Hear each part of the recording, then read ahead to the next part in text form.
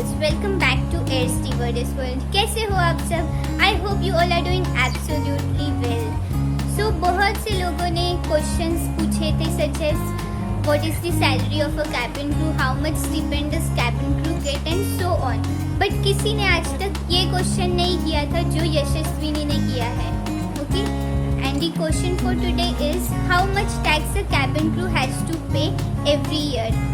सो कुछ 3 साल पहले I was also a cabin crew aspirant and I wanted to turn my dream into reality. And 3 साल पहले I was eligible to apply, I became eligible to apply for the cabin crew interview. Okay, so I use to keep researching क्योंकि मेरे को aviation industry का ए भी नहीं पता था और ना ही मैं किसी को जानती थी जो एविएशन इंडस्ट्री का पार्ट है और जो मुझे प्रॉपरली गाइड करे। So I use to keep researching on social media such as Google, such as the airlines website and so on. और आज मुझे ये जानकर खुशी हुई कि मतलब कोई है जो मेरे चैनल का यूज़ कर रहा है टू गैदर इंफॉर्मेशन। ओके, सो इससे बड़ी खुशी की बात मेरे लिए कुछ नहीं हो सकती। सो आप ऐसे ही कुछ क्वेश्चंस आएंगे, कोई भी क्वेश्चंस आएंगे, not only I am telling this to Yashaswini but I am telling to all my viewers. You please feel free to ask me in the comment section and also on Instagram. My Instagram ID will be mentioned in the description box. So if you ask me 100 times, I'll answer you 1000 times. So feel free to ask. क्योंकि मैं नहीं चाहती कि जो difficulties मुझे face करनी पड़ी वो किसी और को फेस करनी पड़े। सच एज पहले यूट्यूब चैनल भी नहीं होता था, अभी यूट्यूब चैनल बनाते हैं लोग to share the information related to cabin crew. So यही एक मेरा मोटो था यूट्यूब चैनल शुरू करने का कि मेरे वजह से किसी को हेल्प हो। और मुझे आज पता चल रहा है कि रियल में मतलब लोगों की हेल्प हो रही है। तो और मेरा मोटो जो था यूट्यूब चैनल खोलने का वो सक्सेसफुल हो गया है। So let's come back to the topic. Today's topic is how much income tax a cabin crew has to pay every year. Okay, so being a responsible citizen it is your duty to pay income tax. Okay, there are many tax free countries such as UAE, which is United Arab Emirates, Qatar, जहाँ पे cabin crew को ही नहीं किसी भी profession के लोगों को income tax नहीं पे करना पड़ता। But we live in India and India में इनकम टैक्स पे करना पड़ता है। ओके, so I would like to ask you a question. Why do we pay income tax? Okay, to the government. First of all, अगर मेरे घर के सामने एक हाईवे है, okay, and I want to drive on that, और car मेरी है, but रोड किसका है? गवर्नमेंट का है, okay, and people keep on complaining कि रोड अच्छा नहीं है ये, so who makes the road? That is government. Okay, और अगर वो बिगड़ जाते हैं तो उसका मेंटेनेंस भी गवर्नमेंट करते हैं। तो for that you have to pay income tax. Okay, being a responsible citizen, so amount which we pay comes back in the form of services such as हमारे टैक्स में से कुछ अमाउंट रिड्यूस हुआ हमारे salary में से, so it will come back to you in the form of better roads on the highways. So if your annual income is below 2.5 lakh rupees, so you need not to pay income tax. Okay, not only about cabin crew, I am talking about other professions too. अगर आपकी salary 2.5 lakh से नीचे है annual income, so you need not to pay income tax. Okay, and if your salary is between 2 lakh 5 lakh, 5% of your salary will get deducted. Okay, so in this I am talking about cabin crew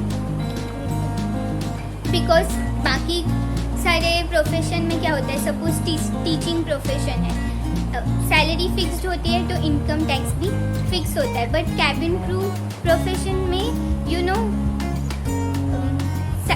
basic salary plus flying hours plus domestic layovers, ये सब add होके salary आती है. So salary keeps on fluctuating if flying hours keeps on fluctuating. Okay, so the salary amount is not fixed, so income tax amount will be also not fixed. Okay, and secondly, you pay in the last 4 months of financial year ending. Okay, मतलब कि salary आपकी fix नहीं होती, so you will have to pay in the during the last 4 months of the financial year end. What is financial year end?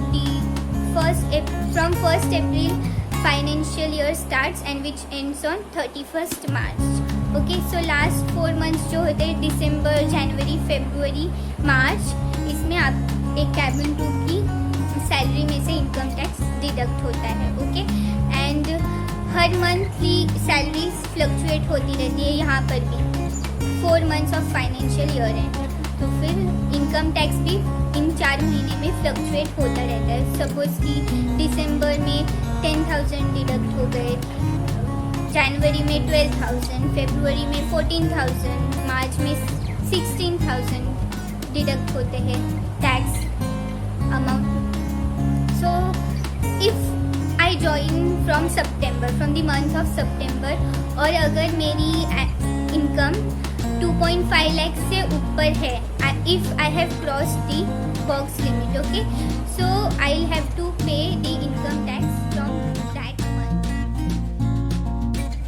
Suppose any country's citizen who fly as a cabin crew in India, तो उसे भी tax amount पे करना पड़ेगा जो amount India में deduct होता है सैलरी में से. ओके, तो अगर इंटरनेशनल कैबिन क्रू है कोई दूसरे कंट्री से, उसे भी टैक्स पे करना पड़ेगा if he flies in India. India का जो भी टैक्स अमाउंट है वो उसे पे करना पड़ेगा. Okay, so this is a high risk job, pilot's job as well as cabin crew's job. तो फिर कंसिडर किया जाता है and minimum amount of tax हमेशा डिडक्ट होता है. सो टोटल अलाउंस जो आपका होता है उसके अकॉर्डिंग ही इनकम टैक्स डिडक्ट होता है. For example flying hours plus basic salary plus layovers. अगर इंटरनेशनल लेओवर्स है तो फिर टैक्स अमाउंट नहीं उसमें से डिडक्ट होगा. सो ये तीनों चीज़ें मिला के आपकी जो सैलरी होती है मंथ में उसके अकॉर्डिंग इनकम टैक्स डिडक्ट होता है. और एक चीज़ ध्यान में रखना कि कैबिन क्रू की सैलरी कभी भी सेम नहीं होती, फ्लक्चुएट होती रहती है जब फ्लाइंग आवर्स फ्लक्चुएट होते हैं. Okay, so salary is never the same and income tax amount will also never be same.